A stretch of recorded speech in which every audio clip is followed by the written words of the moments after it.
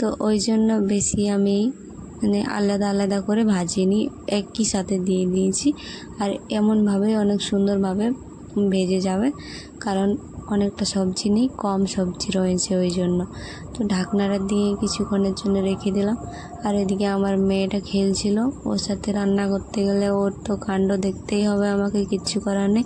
তো 3টা কৌটোকে একসাথে নিয়ে যাচ্ছিলো, কিন্তু এখানে খুব হাসি পাচ্ছিল আমার, কারণ ওর 3টা কৌটোই বারবার পড়ে যাচ্ছিল। আর কীভাবে ও আটকাচ্ছিল সেটা দেখো, কানের মধ্যে নিয়ে কী সব করে।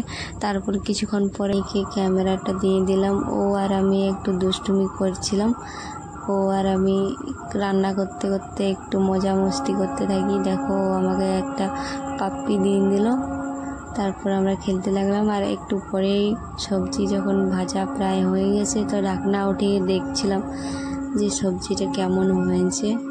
তার অনেক কষ্টে আমি খাবার খাই, সে যেরকমই সবজি হোক না কেন। যদি মাংস এনে দাও রাতের বেলা, তো অতটা খেতে ইচ্ছাই করে না বন্ধুরা, কি বলবো।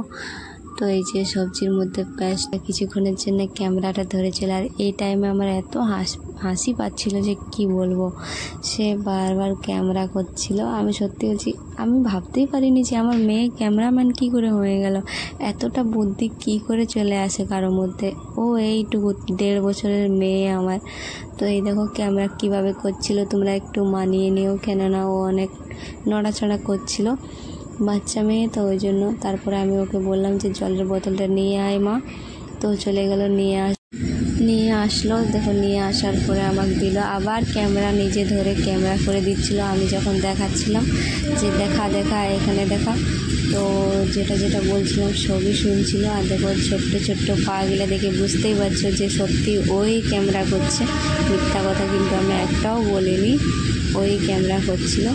তারপরে আমার খাবার দাবার বানাবার জন্য তাড়াতাড়ি বানাচ্ছিলাম।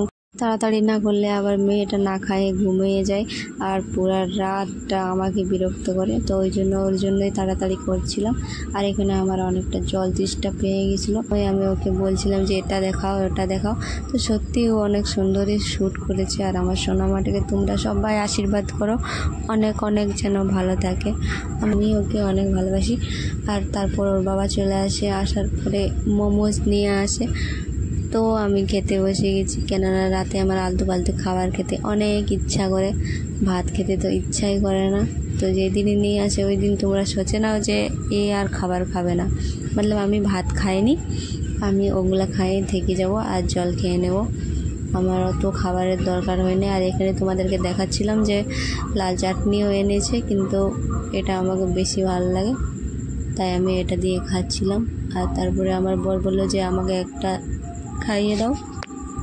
ও ভাত খেতে বসেছিল, তো ওকেও একটা খাইয়ে দিলাম। তো কেমন